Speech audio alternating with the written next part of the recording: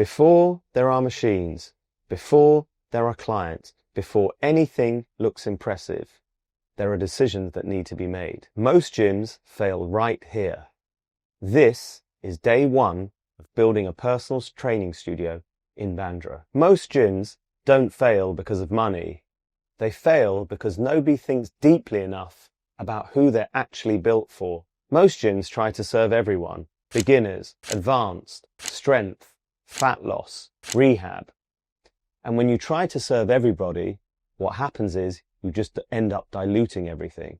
What people actually need isn't louder music or more equipment. What they need is structure. What they need is accountability and a system that fits their life. I'm excited to announce that I'm going to be opening a personal training studio in Bandra, and I want to show the entire process from start to finish, not just the highlight reel. Because the decisions made before a gym actually opens matter way more than what happens inside it.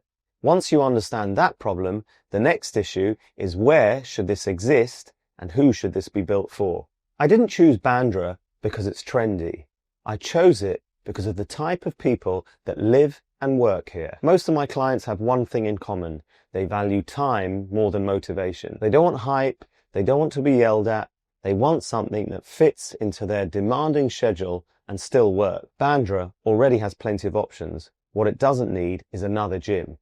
This studio is built for people who are done experimenting and want a place they can stick to for years. But choosing the right location doesn't fix the bigger issue, because most fitness systems fail regardless of the postcode. Most gyms sell access, not outcomes.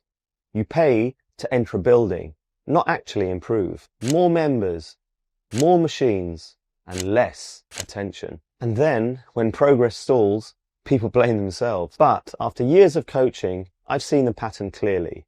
People don't fail because they're lazy. They fail because no one holds the details together for long enough. Sleep, stress, recovery, execution. This studio is being built around coaching, not capacity, because results do not come from access.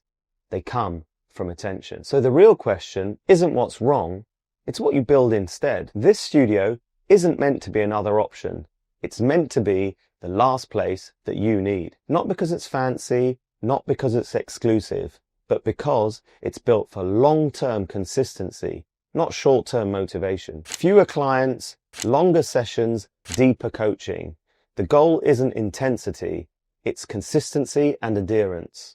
If you train here, it should feel sustainable, not exhausting, because the best program is the one that you can follow year after year. All of that sounds good in theory, until it meets reality. Once the lease is signed, the money goes out, whether anyone shows up or not. There's no test phase.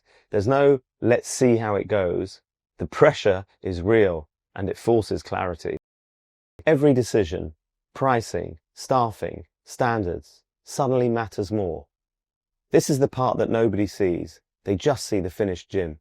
But commitment creates standards, and standards are what makes results inevitable, not motivation. And once commitment is real, standards stop being optional. Some things in the studio are non-negotiable. We won't chase volume, we won't discount quality, and we won't pretend that fitness is purely entertainment. This won't be for everybody, and that's intentional. If you're looking for shortcuts or hype, this isn't the place for you. But if you value structure, honesty, and long-term progress, this is being built with you in mind. Soon, the lease gets signed. That's where this moves from intention to irreversible.